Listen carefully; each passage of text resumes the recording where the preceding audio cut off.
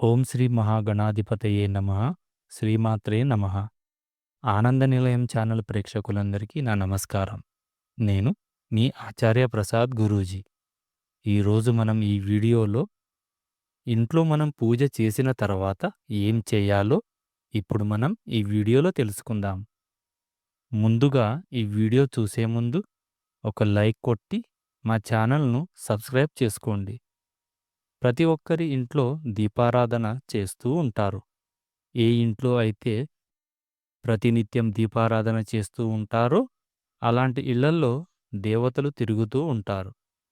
కుటుంబంలో ఎలాంటి కష్టాలు లేకుండా దేవుడు వాళ్ళను రక్షిస్తూ ఉంటాడు. మనం దేవునికి చేసే పూజలకు చాలా విశిష్టత ఉంటుంది. అయితే మీరు ఎన్ని పూజలు చేసినా సరే మీ కష్టాలు తీరట్లేదని బాధపడేవారు ఉన్నారు. అలాంటప్పుడు మీరు ఒకసారి పూజ చేసేటప్పుడు ఏవైనా తప్పులు చేస్తున్నారేమో చూసుకోవాలి. మన శాస్త్రాల్లో చెప్పబడిన పూజా నియమాలను తెలుసుకొని దేవుడిని భక్తిపూర్వకంగా పూజ చేస్తే అఖండ రాజయోగం మీ ఇంటిని వరిస్తుంది.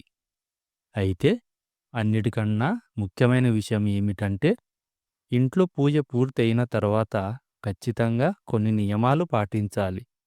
పూజ చేసినంత మాత్రాన పుణ్యఫలితం దక్కదు. ఇంట్లో పూజ పూర్తయిన తర్వాత కూడా కొన్ని నియమాలను తప్పక పాటించాలి.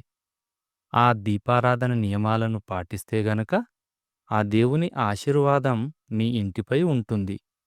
దీపారాధన విధి విధానాలు అలాగే ఇంట్లో పూజ పూర్తయిన తర్వాత తప్పక పాటించాల్సిన కొన్ని ముఖ్యమైన నియమాల గురించి ఇప్పుడు మనం ఈ వీడియోలో తెలుసుకుందాం. దీపం వెలుగులో ముక్కోటి దేవతలు కొలువై ఉంటారు. సరైన పద్ధతిలో దీపారాధన చేసి చూడండి. మీ ఇంట్లో ఎలాంటి కష్టాలు లేకుండా రాత్రికి రాత్రే అదృష్టం మిమ్మల్ని వరిస్తుంది. అలాగే ముక్కోటి దేవతల ఆశీర్వాదం కూడా లభిస్తుంది. ఇంట్లో పూజ చేసే ముందు అలాగే పూజ పూర్తయిన తర్వాత ఈ నియమాలను పాటించండి. ఇంట్లో పూజ చేసేటప్పుడు ముందుగా ఇల్లంతా శుభ్రం చేసుకోవాలి. ఉప్పు నీటితో శుభ్రం చేసుకుంటే ఇంకా మంచిది.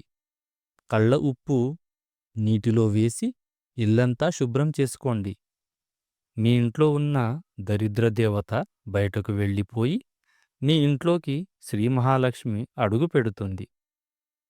ఇల్లంతా శుభ్రం చేయలేని వారు ఇల్లంతా పసుపు నీళ్లు చిలకరించుకోండి. అలాగే పూజ చేసే ఆడవారు తప్పనిసరిగా తలస్నానం చేసి ఉండాలి.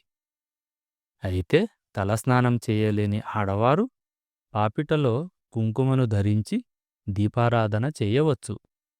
ఇంట్లో పూజ మొదలు పెట్టే ముందు మీ పూజ గదిలో తప్పకుండా ఒక ముగ్గు వేయాలి. ముగ్గులో లక్ష్మీదేవి కొలువై ఉంటుంది. కాబట్టి మీ పూజ గదిలో ముగ్గు వేసి ఇంట్లో దీపారాధన చేసుకుంటే మీ ఇంటికి అష్టైశ్వర్యాలు చేకూరుతాయి. పూజ చేసే ఆడవారు నైటీలు వేసుకొని దేవుడిని పూజించకూడదు. చక్కగా చీర కట్టుకొని ఇంట్లో దీపారాధన చేస్తే మీ ఇంట్లో లక్ష్మీదేవి స్థిర నివాసం ఉంటుంది. మీ పూజ గదిలో తప్పకుండా ఒక రాగి చెంబులో నీళ్లు పెట్టుకోవాలి. ఎందుకంటే మనం ఇంట్లో పూజ చేసేటప్పుడు పూజలు వాటికి ఉన్న దైవశక్తులన్నీ ఆ మంచినీటిలోకి చేరతాయి. కాబట్టి ఇంట్లో పూజ పూర్తయిన తర్వాత ఆ నీటిని తీర్థంలాగా స్వీకరించాలి. అప్పుడు మాత్రమే దేవుని అనుగ్రహాన్ని పొందుతారు.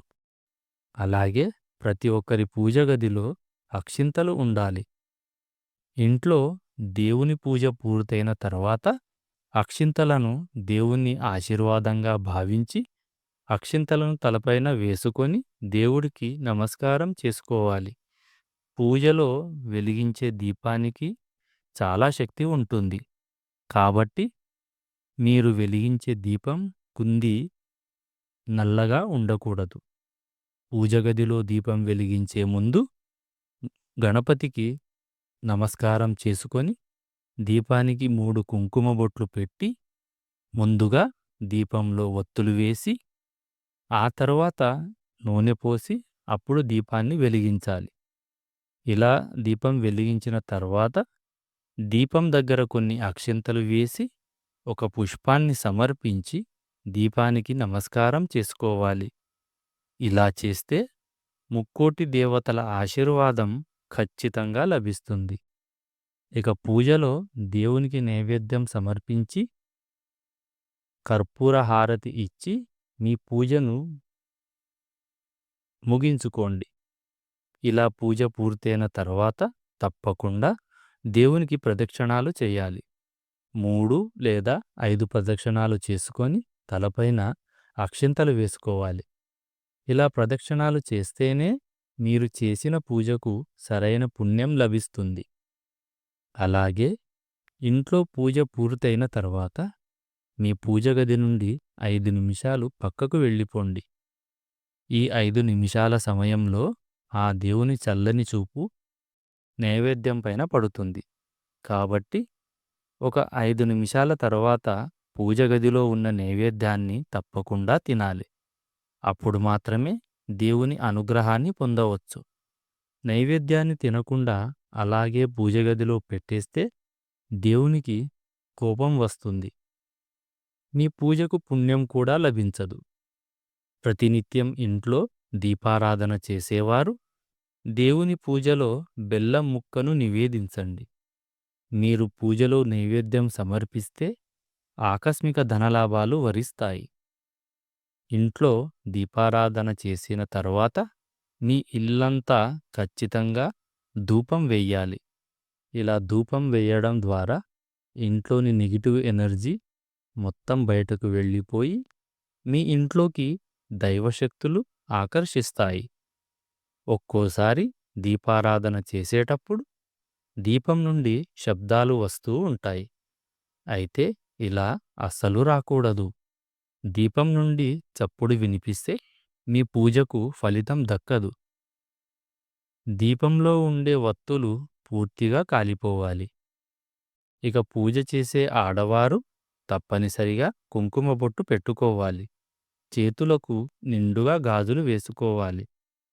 అన్నిటికన్నా ముఖ్యంగా కాళ్లకు పసుపు రాసుకొని ఇంట్లో దీపారాధన చెయ్యాలి.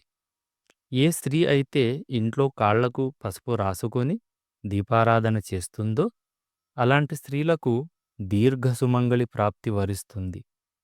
అలాగే ఇంట్లో పూజ చేసేటప్పుడు దేవుని దగ్గర ఉన్న కుంకుమను తీసుకొని మీ మంగళసూత్రానికి పెట్టుకోండి.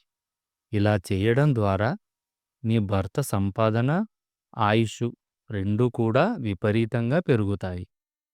ఎప్పుడు కూడా నల్లటి వస్త్రాలు వేసుకొని పూజలు చెయ్యకూడదు.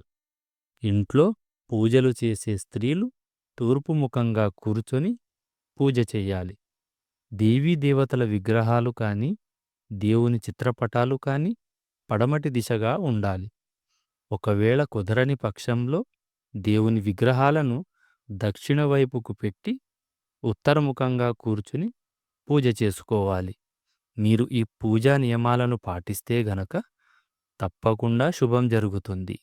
ఈ వీడియో గనక మీకు నచ్చినట్లయితే ఒక లైక్ కొట్టి మా ఛానల్ను సబ్స్క్రైబ్ చేసుకోండి. జై శ్రీరామ్.